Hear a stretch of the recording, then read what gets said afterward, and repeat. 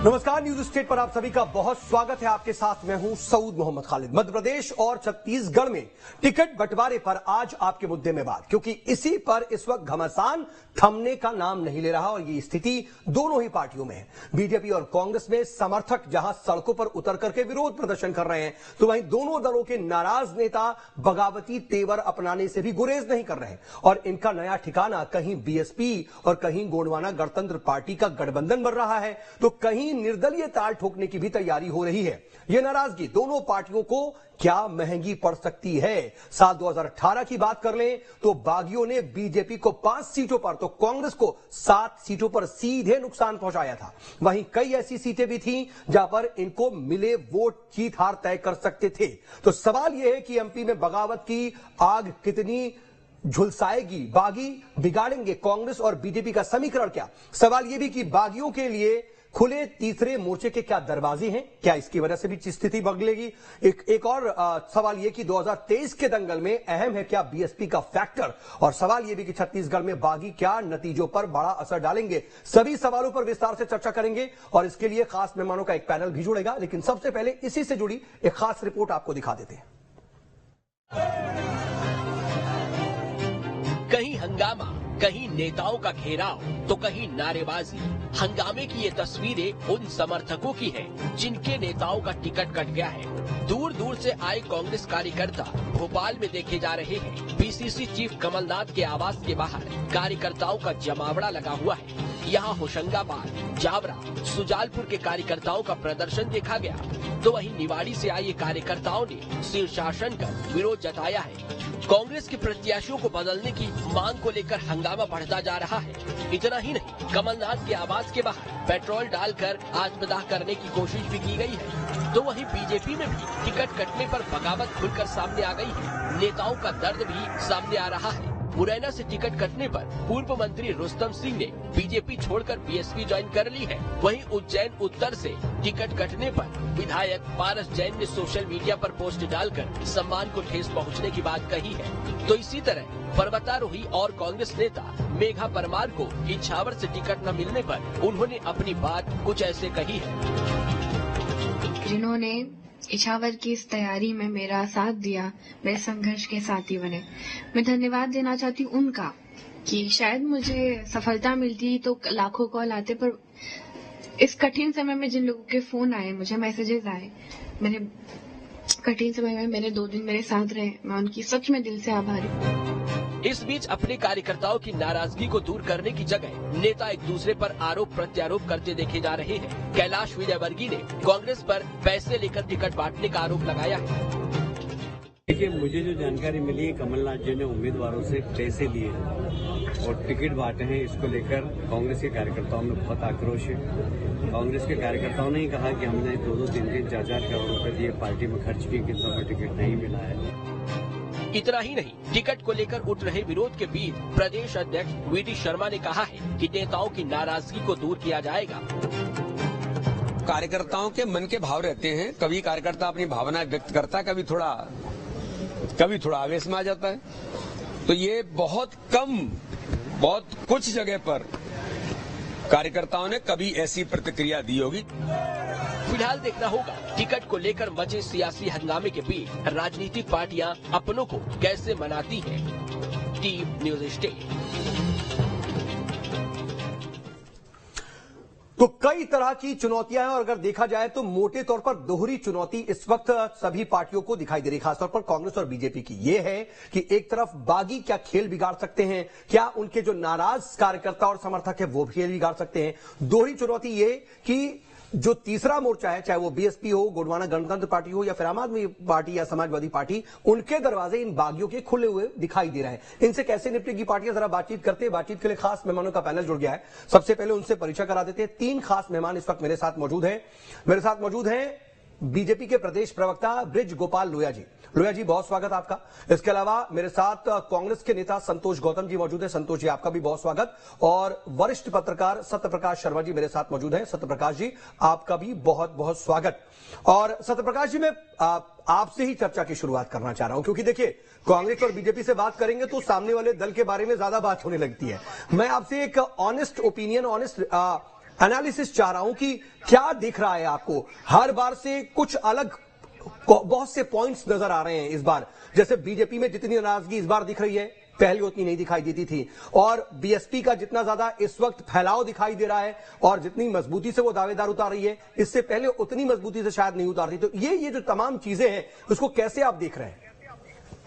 देखिए, आपका सबसे जो अंतिम प्रश्न है कि बीएसपी का फैलाव मध्य प्रदेश में क्यों दिख रहा है, हालांकि ये सिमटने की ओर थी।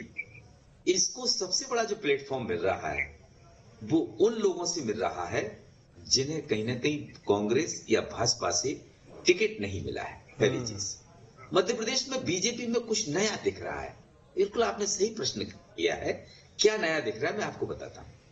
पहले तो आचार संहिता लागू होने से लगभग 1.5 माह पहले टिकट फाइनल होना, मैंने अपनी जिंदगी में पहली बार भारतीय जनता पार्टी को देखा। पिछली बार कांग्रेस भारतीय जनता पार्टी से टिकट डिस्ट्रीब्यूशन में आगे थी, भारतीय जनता पार्टी पीछे थी। अब की बार भारतीय जनता पार्टी आगे, बीजेपी पीछे। 2003, 2008, 2013, 18 में मैंने देखा, उमा भारती रही हो या शिवराज सिंह जी रहे हो, दोनों को सीएम फेस प्रोजेक्ट किया। इस बार नहीं किया। शिवराज इतनी बड़ी लीड लेकर मध्य प्रदेश में सरकार बनाते हैं, क्या 2018 में वोट शेयर ज्यादा होने के बाद नंबर ऑफ सीट्स कम होने से उनका प्रोजेक्शन क्यों रुका?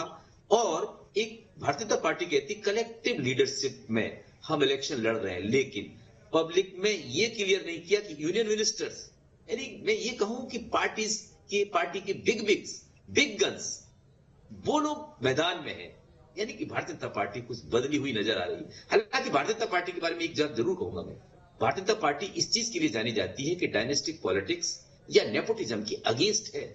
लेकिन नेपोटिज्म ये नहीं होता कि एक साथ दो लोग लड़ रहे हैं। नेपोटिज्म वो भी होता है कि अगर आपका पिता है, पुत्र आगे लड़ रहा है, पुत्रियां आगे लड़ रही हैं, बाबा रहे हैं, वो लड़ रहे हैं। एक सीधा उदाहरण जो दिग्विजय सिंह पर आरोप लगाया जाता है कांग्रेस में, हालांकि कांग्रेस में नेपोटिज्म किसी से छुपा नहीं है, जबरदस्त है, डायनेस्टिक पॉलिटिक्स भी है। लेकिन आपने देखा होगा पूर्व मुख्यमंत्री स्वर्गीय गोविंद नारायण सिंह के पुत्र ध्रुव नारायण सिंह, उनके नाती विक्रम सिंह एक साथ चुनाव लड़ते हैं। कई मंत्री हैं, अभी मंत्री हैं, विधायक हैं, उनके पुत्र चुनाव लड़ते हैं। तो ये क्या डायनेस्टिक पॉलिटिक्स नहीं है? ये नेपोटिज्म नहीं है?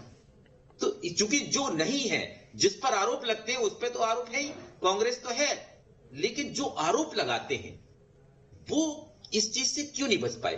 80 पार लोगों को भारतीय जनता पार्टी टिकट दे दिया, जबकि कहते थे कि 70 के पार नहीं टिकट मिलेंगे। तो ये आखिर इस बार भारतीय जनता पार्टी अपनी जो उसकी क्राइटेरियाज थे उससे डेविएट कैसे हुई? इसके पीछे क्या कारण थे? इस चुनाव में ये कुछ नया दिख रहा है। बड़े स्टेप लेने के लिए जाने जाने वाली पार्टी, देश की सबसे बड़ी पार्टी। नहीं सर, इसमें एक बात मैं ये भी जरा समझ पा रहा हूं कि ये भी हो सकता है कि जो भारतीय जनता पार्टी अच्छी राजनीति और वक्त के हिसाब से अपने आप को बदलने के लिए भी जानी जाती है। तो हो सकता है कि अगर चुनाव के नतीजे पक्ष में हो तो हम लोग ये भी बात करें कि देखिए उन्होंने ये कर दिया, आज हम बात जो कर रहे हैं वो पॉजिटिव में गिनाएं, ये हो सकता है। लेकिन अभी देखिए आपने बीजेपी का विश्लेषण अच्छा कर दिया, मैं चाहता हूं कांग्रेस के बारे में जरा कह दें आप अपनी बात। कांग्रेस का मैंने आपसे रहू बताया है कि कांग्रेस तो इसके लिए जानी जाती है, लेकिन कांग्रेस में फिर ये माना जा रहा था कि कांग्रेस में इस बार ग्रुपिज्म या फैक्शनिज्म नहीं, लेकिन मैं कुछ चीजें कांग्रेस में देख रहा हूं, जैसे आला कमान का दखल कम, प्रदेश नेतृत्व को ज्यादा मौका, बहुत ज्यादा अलग अलग छत्रप दिखते थे, अलग अलग गुट दिखते थे। इस बार कलेक्टिव लड़ रही है, बहुत सी चीजें वहां पे भी हैं। कांग्रेस के बारे में बोलने तो दो। जी हाँ, बिल्कुल। देखिए, मैं आपको कह रहा हूं फैक्शनिज्म, जो ये माना जाता था कि अब फैक्शनिज्म कांग्रेस में पुराने जमाने की बात हो गई है और भारतीय जनता पार्टी में वो ज्यादा दिख रही है, वो भी ज्योतिरादित्य के आने के बाद। इसके पहले तक मैंने भारतीय जनता पार्टी में कभी भी ग्रुपिज्म नहीं देखा। और सीनियर लीडरशिप को हमेशा रेस्पेक्ट, उनको टाइम पर उनको जो चीज मिलनी चाहिए वो मिलती थी, कोई बायोडेटा नहीं, कोई कुछ चीज नहीं, अपने आप सिलेक्ट नाम होते थे। ठीक बात। लेकिन इस बार आप देख रहे हैं कांग्रेस में भी कहीं ना कहीं जब टिकट डिस्ट्रीब्यूशन हुआ तो यहां पार्टी के दो बड़े लीडर कमलनाथ और दिग्विजय सिंह के बीच में कहीं ना कहीं टिकट डिस्ट्रीब्यूशन को लेकर छुटपुट चीजें सामने आ रही हैं। ये बात आपने सही कहा, भारतीय जनता कांग्रेस ने, हाईकमांड ने या उसकी सीनियर लीडरशिप ने फ्री हैंड कमलनाथ को दिया हुआ है। कमलनाथ और उधर की उधर भूपेश leadership में बघेल को इलेक्शन सरकार होते हुए भी और इधर विपक्ष में होते हुए भी। ये कमलनाथ की लीडरशिप में है, लेकिन Digvijay Singh behind ticketing party में जो ऑर्गेनाइजेशन के मामले में वो बाहर माने जाते हैं, वो काम कर रहे हैं, लेकिन फ्रंट फुट पर नहीं खेलते हुए साइड लाइन खेल रहे हैं। और बावजूद भी कहीं ना कहीं उनकी अस्तित्व, उनका जो ऑरा, उनकी जो पकड़, चाहे सेंट्रल लीडरशिप में हो या नीचे जमीन पर हो, वो साफ साफ कांग्रेस में ये टिकट डिस्ट्रीब्यूशन में झलकती है। लेकिन यहाँ पर भी कहीं ना कहीं जो नए लोग आए हैं उनको टिकट देना कई जगह कांग्रेस को या भारतीय जनता पार्टी को भारी भी पड़ सकता है, जिसके कारण थर्ड पार्टी उन लोगों को टिकट दे सकती है जिनका वो तो बाहें फैलाए खड़े हुए हैं और हम देख भी रहे हैं। खास बात यह भी दिख रहा है कि जो बीजेपी से छोड़ करके जा रहे हैं, मैंने रीड किया कि बीजेपी के छोड़ करके जाने वालों को कांग्रेस में हाथों हाथ लिया जा रहा है, लेकिन कांग्रेस से छोड़ करके जाने वाले बीजेपी में ना जाकर के बीएसपी, गोंडवाना गणतंत्र पार्टी या आम आदमी पार्टी में ज्यादा जा रहा है। सर, मैं आऊंगा आपके पास क्योंकि ब्रिज गोपाल जी और संतोष जी बड़ी देर से सुन रहे हैं, दोनों लोग के पास चलता हूं। ब्रिज गोपाल जी, बड़ा विश्लेषण अभी आपने सुना कि सत्यप्रकाश जी कर रहे थे और बहुत सी चीजें नई देखने को मिल रही हैं। क्या माना जाए कि चुनौती वाकई बहुत ज्यादा गंभीर है और इसी वजह से आपको कुछ हट करके कदम उठाने पड़ रहे हैं? क्या राह बहुत मुश्किल दिख रही है क्या? नहीं, एक बात तो पहले मैं आपको बता दूं कि हर चुनौती हमारे लिए नई होती है और अपने कार्य प्रणाली को बेहतर करने का साधन होता है। और जहां तक जिन विरोध की आप चर्चा कर रहे हैं, माननीय प्रदेश अध्यक्ष जी ने जो कहा है, मुझे लगता है वो बहुत परफेक्ट है कि कार्यकर्ता अपनी बात कहने आ रहा है और उसके साथ साथ वो कई बार आक्रोशित हो जाता है, परंतु हम उससे संवाद कर रहे हैं, हम उससे संवाद से बच नहीं रहे। यही डिफरेंस है हमारे और कांग्रेस पार्टी के बीच में कि हम संवाद से नहीं बच रहे हैं, चाहे सिंधिया जी हो, चाहे भूपेंद्र यादव जी हो, चाहे माननीय प्रदेश अध्यक्ष हो। ब्रिज गोपाल जी, यहाँ पर तो अभी जो परसों कल जो है एक बड़ी बैठक बुलाई गई कांग्रेस की, आपात बैठक कही जा रही थी, लेकिन वो नाराज लोगों को ही मनाने के लिए बुलाया गया, बातचीत की गई, अंदर एक एक नेता गए, बातचीत होती रही। लेकिन आपकी तो बहुत पहले से लिस्ट जारी है, अभी तक भी बहुत से जहां पहली लिस्ट आई है वहां के भी असंतोष नेता असंतुष्ट दिख रहे हैं। लोग जी बात सुनिए, देखिए कल प्रदेश अध्यक्ष जी के घर लोग गए, वहां प्रदेश अध्यक्ष जी मिले, सिंधिया जी के घर पहुंचे, वहां भी सिंधिया जी मिले, उन्होंने संवाद किया। परंतु एक और आप देखेंगे कि शिकारपुर से लेकर भोपाल तक बंगले पर प्रदर्शन हो रहा है, मगर मिलने वाला कोई नहीं। अच्छा। दूसरी बात, एक बड़ा महत्वपूर्ण विषय उठाया कि डायनेस्टिज्म भारतीय जनता पार्टी में बढ़ रहा है। मैं बड़ी विनम्रता के साथ आपसे आग्रह करना चाहता हूं कि ये डायनेस्टी होती क्या है। डायनेस्टी उसे कहते हैं जब कार्यकर्ता का फैसला नेता का बेटा करने लगे, तब डायनेस्टी कहलाती है। डायनेस्टी कभी वो नहीं होती है कि जिस किसी नेता के बेटे पर अगर एक कार्यकर्ता के रूप में फैसला पार्टी करती है तो वो डायनेस्टी नहीं है। डायनेस्टी क्या है आपको दिखाई दे रही है कि कमलनाथ जी कह रहे हैं कि दिग्विजय सिंह और जयवर्धन सिंह के कपड़े फाड़ो। डायनेस्टी क्या है ये दिखाई दे रहा है कि कमलनाथ कह रहे हैं कि छिंदवाड़ा के टिकट तो पहले नकुलनाथ घोषित करेंगे, तब पार्टी घोषित करेगी। ये डायनेस्टी है कि जब लोगों के भाग्य के फैसले आपके पुत्र पुत्रियां वंशज करने लगे, ये डायनेस्टी है। हम कहते हैं ना कि एक कार्यकर्ता के नाते काम करने के बाद किसी नेता के परिवार में पैदा होना कोई अभिशाप नहीं है और ये डायनेस्टी भी नहीं है, क्योंकि पार्टी ने उसे 50 समय पर 5-5, 4-4 चुनाव में अवसर पर उसे इस्तेमाल किया है और उसके बाद यदि उसको टिकट दिया है तो ये डायनेस्टी नहीं है। डायनेस्टी तो वो है कि जो कार्यकर्ता के रूप में कभी एक क्षण काम नहीं किया और वो दूसरे कार्यकर्ताओं के भाग्य का फैसला करने लगे। अब विषय आपका जो मूल है कि अपन उस पर भी चर्चा कर ले कि जहां तक भारतीय जनता पार्टी का प्रश्न है, एक बात बड़ी स्पष्ट है कि प्रदेश अध्यक्ष जी ने जो कहा है उसे और आगे बढ़ा देता हूं कि हमारे यहाँ तो कार्यकर्ता अपनी बात अभिव्यक्त करके और जा रहा है, परंतु इस तरह की कोई उत्पात नहीं कर रहा है जिस तरह की उत्पात आपको नहीं। सर, उत्पात किसको कहेंगे? उत्पात किसको कहेंगे? मैं सिंधिया जी के सामने सड़क पर लेट गए, उनकी गाड़ी के आगे लेट गए, उसके बाद नरेंद्र सिंह तोमर जी के साथ क्या हुआ, किस तरीके की अपशब्द हुआ, गनमैन को देखिए वहां पर उनके सिक्योरिटी गार्ड को अपनी गन निकालनी पड़ गई। छत्तीसगढ़ में मैं आ रहा हूं, मैं अपनी पॉइंट रख लूं, आप ही पे आऊंगा। और इधर छत्तीसगढ़ में भी देखिए प्रदेश कार्यालय के बाहर भगत राम जी के लिए 2-2, 3-3 दिन तक धरने पर बैठे रहे, खाना पका रहे हैं, धरना दे रहे हैं, सो रहे हैं। किसको कहेंगे आप? मैं वही बता रहा था आपको कि वहां जहां कार्यकर्ता पहुंच रहे हैं वहां नेता उनसे संवाद कर रहे हैं। एक और ये हो रहा है कि कार्यकर्ता अपने ऊपर तेल डाल ले रहे हैं, पेट्रोल डाल ले रहे हैं, आग लगाने तैयार हैं, मगर उन्हें रोकने कोई मुखिया तो जवाब ले लिया जाए नहीं है। तो मुखियाओं में भी फर्क है। जवाब ले लिया जाए। संतोष गौतम जी, विरोध उनमें भी है, विरोध आप में भी है, लेकिन आपके विरोध में यह दिक्कत है कि कार्यकर्ताओं को असंतुष्ट छोड़ दिया जा रहा है, उनके नाराजगी को ऐसे ही छोड़ दिया जा रहा है, सुनवाई तक नहीं हो रही है और बागी भी हो रहे हैं तो ठीक है आप जाइए, आपकी मर्जी, हमको कोई फर्क नहीं पड़ता। यह एटीट्यूड है क्या? देखिए, भारतीय जनता पार्टी तो इस तरह की बातें करेगी क्योंकि भारतीय जनता पार्टी बुरी तरह से बौखला गई है मध्य प्रदेश में अपनी जमीनी स्थिति को देखते हुए। नहीं तो क्या कांग्रेस नहीं, की नहीं, बात है और नहीं तो क्या ब्रजगोपाल लोहिया जी झूठ बोल रहे हैं? वो एक नैरेटिव सेट कर रहे हैं क्या? ऐसा है नहीं क्या? निश्चित रूप से उनके पास चारा क्या है झूठ बोलने के सिवाय। मैं एक बात कहना चाहता हूं, मैं ये कहना चाहता हूं कि दिग्विजय सिंह जी ने आज ही बयान दिया है, उन्होंने कहा है कि 90% टिकट जो है सर्वे के आ रहा हूं ब्रजगोपाल जी आता हूं।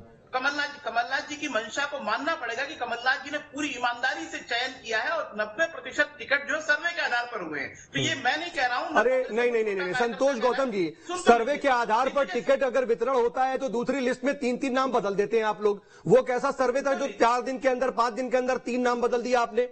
सुन तो लीजिए, जब 19-20 का फर्क होता है तो ऐसे नहीं, निर्णय फिर मैं 19-20 छोड़ दीजिए, वो कैसा सर्वे जो आपका 6 महीने पहले से सर्वे चल रहा है, 4 दिन पहले बीजेपी से कोई आ रहा है उसको टिकट दे रहे हैं, उनके बारे में तो सर्वे में नहीं आपने कराया होगा। मेरी बात आप यदि आप सुनेंगे तो पूरी बात आ जाएगी। मेरा पॉइंट भी तो रखने, मेरा पॉइंट रखने दीजिए।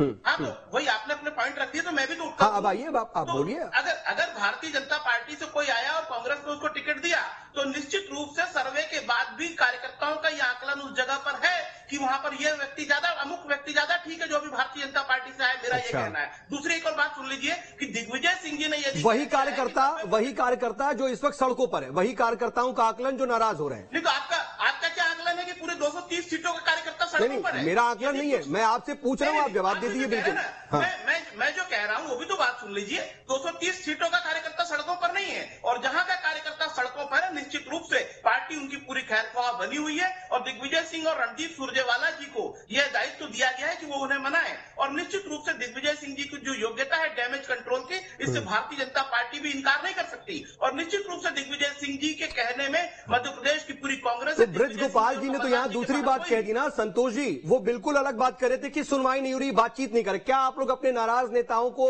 मनाने की कोशिश कर रहे हैं? संवाद हो रहा है कि नहीं? निश्चित रूप से कर रहे हैं। मैं वही तो कह रहा हूं कि प्राइमरी लेवल पर जो बात हो रही है वो तो अपनी जगह है कि जो जिले के संगठन प्रभारी वो अपनी बात कर रहे हैं, लेकिन प्रमुख रूप से दायित्व दिया गया है बड़े नेता दिग्विजय सिंह जी और रणदीप सुरजेवाला जी को। तो निश्चित रूप से हमारा डैमेज कंट्रोल अधिक होने वाला नहीं है क्योंकि सभी को पता है। तो ब्रजगोपाल जी जवाब लेता हूं। ब्रजगोपाल जी, आप असल में सिर्फ कांग्रेस की खामी दिखाने की कोशिश कर रहे हैं, एक नैरेटिव सेट कर रहे हैं। कांग्रेस जो मैं कह रहा था कि देखिए कल भी मीटिंग हुई है, बातचीत हुई है और संवाद तो कर ही रहे हैं। हर एक नाराज नेता से भले ना मिल पा रहे हो लेकिन फौरन आके मीडिया में भी बाइट दे रहे हैं कि भाई सब लोग सुन ले, संवाद कर रहे हैं उधर। आप बस नैरेटिव सेट कर रहे हैं, असल में उनकी तरफ से ये कह रहे हैं। आप ये मुझसे कह सकते हैं कि मैं नैरेटिव सेट कर रहा हूं, मैं कर रहा हूं या कमलनाथ जी कर रहे हैं? नैरेटिव सेट वो कर रहे हैं कि दिग्विजय सिंह और जयवर्धन सिंह के कपड़े फाड़ो, फिर दिग्विजय सिंह सेट कर रहे हैं कि मेरे और मेरे बेटे के नहीं कमलनाथ जी के कपड़े फाड़ो। प्रश्न इस बात का है, मेरे ख्याल से देश के लोकतंत्र में ये पहला अवसर है कि इस स्तर के दो नेता, दो पूर्व मुख्यमंत्री। संतोष जी, ये एक मुश्किल वाली बात हो गई है ना, इस तरह के भले मजाकिया लहजे में कहा क्योंकि मैंने सुना था, लेकिन अब ये बात तो आपके लिए मुश्किल वाली हो रही कि कपड़े फाड़ने की नौबत क्यों आ गई? देखिए, भारतीय जनता पार्टी अगर इतनी छोटी छोटी बातों से खुश हो जा रही है और चाहती है, उससे ये सोच रही है कि इससे परिणाम बदल जाएंगे, तो निश्चित रूप से उसकी खुशफहमी कायम रहे। जब दिग्विजय सिंह जी और कमलनाथ जी को कोई आपत्ति नहीं है तो भारतीय जनता पार्टी उस पर जश्न मनाती रहे, हमें उससे क्या लेना देना। लेकिन भारतीय जनता पार्टी की जो आपसी सिर फुटौल है साफ दिख रही है। जब अमित शाह ने पहले लीड डिक्लेयर करी तो लगा कि बड़े क्रांतिकारी परिवर्तन दूसरी सूची और तीसरी सूचियों में भी होंगे, लेकिन जो स्थानीय छत्रप थे नरेंद्र सिंह तोमर जैसे या अन्य छत्रप जो थे, उन्होंने जो दबाव डाला, वीडी शर्मा ने जो दबाव डाला, जो नहीं ठीक है, आपने इन लोगों का नाम ले लिया। संतोष जी, मैं ब्रजगोपाल जी आपसे जवाब लेता हूं, लेकिन संतोष जी आपने इनका नाम ले लिया। अगर जो है तमाम केंद्रीय मंत्रियों का, नरेंद्र सिंह तोमर जी का नाम ले लिया आपने और तमाम दूसरे नेताओं का नाम ले लिया, आप लोग ये नैरेटिव क्यों सेट कर रहे हैं कि उनका करियर खत्म करने की? मैंने इससे पहले बातचीत की, आप लोग ये कह रहे हैं कि उन लोगों का करियर खत्म करने के लिए उतारा गया है। असल में तो उनकी रणनीति ये है कि उन सीटों को सेव कर लिया जाए और उस बड़े नेता का प्रभाव आसपास की सीटों पर भी रहेगा और वो सीटें सिक्योर हो जाए। देखिए, मैं ये कह रहा हूं कि इस विषय में खाली एक ही बात कही जा सकती है कि हम जानते हैं जन्नत की हकीकत, मगर दिल को बहलाने को गालिब ख्याल लगता है। जब निपटाना होता है, किसी का करियर खत्म करना होता है ना, तो ऐसे ही किया जाता है। कैलाश विजयवर्गीय इतने बड़े राष्ट्रीय नेता बन रहे थे, पूरा बंगाल जिता रहे थे, हरियाणा जिताने पहुंच गए थे, हिमाचल प्रदेश जिता रहे थे, उत्तराखंड जिता रहे थे, उनको आकर एक विधानसभा जीतना मुश्किल हो गया। आके देखिए ब्रजगोपाल जी में हालात क्या है। नहीं, बता देता हूँ संतोष जी, रुक जाए, मैं बता देता हूँ। हाँ, हमें जिताकर आए हैं कैलाश विजयवर्गीय जी पश्चिम बंगाल में। आपकी दृष्टि से अलग, आप 77 एक मिनट सुन लीजिए। आप 77 आप एक मिनट संतोष जी, जब तक सुनेंगे नहीं तो कैसे आएगा। आपकी 77 सीटें थी और हमारी 3 सीटें थी। आज हमारी 77 है और आपकी 0 है। ये कैलाश जी की और भारतीय जनता पार्टी की जीत है। आप तो 0 पर हैं और उसमें लेफ्ट भी शामिल है और फुरफुरा शरीफ भी शामिल है। मुझे ताज्जुब होता है कि आप 0 पर आ गए। 77 से इसे जीत कहते हैं। एक बात मैं फिर से आपसे कहता हूं, जो महत्वपूर्ण बात है वो ये है कि पहली बार देश की राजनीति में ये हो रहा है। परंतु एक बात है, कांग्रेस के कार्यकर्ताओं ने एक अनुशासन का तो परिचय। अच्छा ठीक है, आप दोनों देखिए, जब मैं बृजगोपाल जी और संतोष जी दोनों लोग को रोक रहा हूं। दरअसल मैं रोक इसलिए रहा हूं क्योंकि जब भी मैं बृजगोपाल जी आपसे पूछता हूं तो आप कांग्रेस करते हैं, और जब संतोष जी से पूछता हूं तो वो बीजेपी करते हैं। कहीं ऐसा तो नहीं कि 2 लड़े तीसरा लाभ उठाए वाली स्थिति हो जाए। आप देख रहे हैं कि बीएसपी ने इससे पहले आप दोनों ही को कितना ज्यादा नुकसान पहुंचाया था। इस बार तो उसका फैलाव भी हो रहा है। आप भी से नाराज हुए नेता उनके पास जा रहे हैं, टिकट मिल जा रहा है। रुस्तम सिंह जी के बेटे को टिकट मिल चुका है। रुस्तम सिंह जी बीएसपी का प्रचार कर रहे हैं। बृजगोपाल जी, तो आपको नहीं लगता है कि गोंडवाना गणतंत्र पार्टी और बीएसपी का जो एक गठबंधन है वो बहुत बड़ा परेशानी का सबब आप दोनों के लिए बनेगा? पहले बृजगोपाल जी, फिर संतोष जी। मैं आपको बड़ा स्पष्ट कर दूं, भारतीय जनता पार्टी के लिए ना तो ये परेशानी का सबब बनेगा और ना चिंता का कोई कारण है। एक बात बड़ी स्पष्ट है कि भारतीय जनता पार्टी के पास तो मतलब आप ये लग रहा है कि रुस्तम जी जैसा कोई भी नेता जो इतना बड़ा कद्दावर नेता नहीं है कि आपको नुकसान पहुंचाए। पिछले बार के आंकड़े आपको मालूम है कि तकरीबन 5 सीटें पर तो सीधे नुकसान हुआ था। प्रदेश के विकास और जन कल्याण के प्रति भारतीय जनता पार्टी में विश्वास रखती है। ओके, मैं जवाब लेता हूं। संतोष जी, इसी पर आपका जवाब। देखिए, मैं तो एक बात स्पष्ट कर दूं कि भारतीय जनता पार्टी के विरुद्ध जो प्रचंड लहर चल रही है, नहीं, उसके विरुद्ध जनता कांग्रेस। ठीक है, मैं मान गया। मैं थर्ड फ्रंट पर पूछ रहा हूं क्योंकि समय कम है, चाहता हूं उसी पर आ जाएं आप। मैं बिल्कुल वही बता रहा हूं। तो भारतीय जनता पार्टी के विरुद्ध जो प्रचंड लहर चल रही है, उसके विरुद्ध कांग्रेस को एकमात्र विकल्प के रूप में जनता देख रही है। वो क्यों जाएगी बसपा की तरफ, वो क्यों जाएगी सपा की तरफ? अगर उसके पास कांग्रेस का ऑप्शन उपलब्ध है तो निश्चित रूप से भारतीय जनता पार्टी को यहां सत्ता से हटाने के आपके हिसाब से जल्दी बताइए कि बीएसपी और गोंडवाना गणतंत्र पार्टी के गठबंधन को कितनी सीटें आ सकती हैं?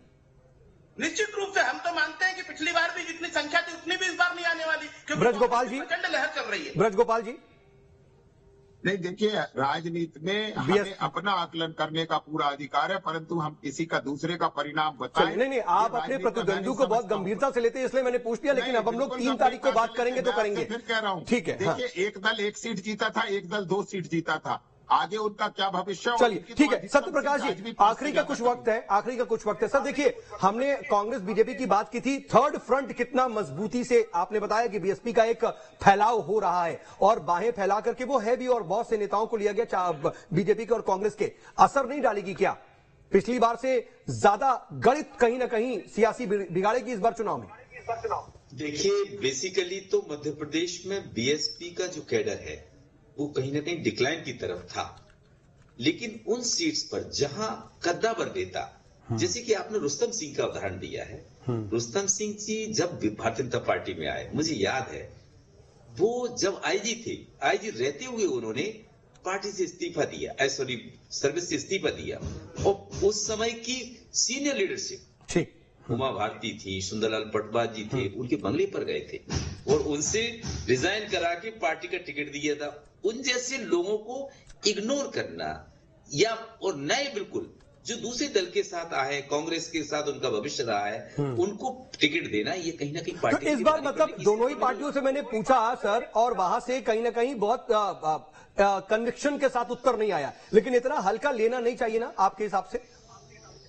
नहीं, एक्चुअली लिया ही नहीं जा सकता, क्योंकि ये जो कद्दावर नेता होते हैं इनका अपना पार्टी से हटके भी वजूद होता है। और जब चाहे वो कांग्रेस के छोड़कर आ रहे हो या नहीं, मैं बीएसपी को खास तौर पर, बीएसपी और दूसरे थर्ड फ्रंट की बात कर रहा था। पहुंचाते हैं, भले वो जीत ना पाए। लेकिन कई बार ऐसे मध्य प्रदेश में उदाहरण है आपने कहा डायनेस्टिक पॉलिटिक्स का, आप थोड़ा सा उसकी स्टडी करिए कि व्हाट इज डायनेस्टिक पॉलिटिक्स।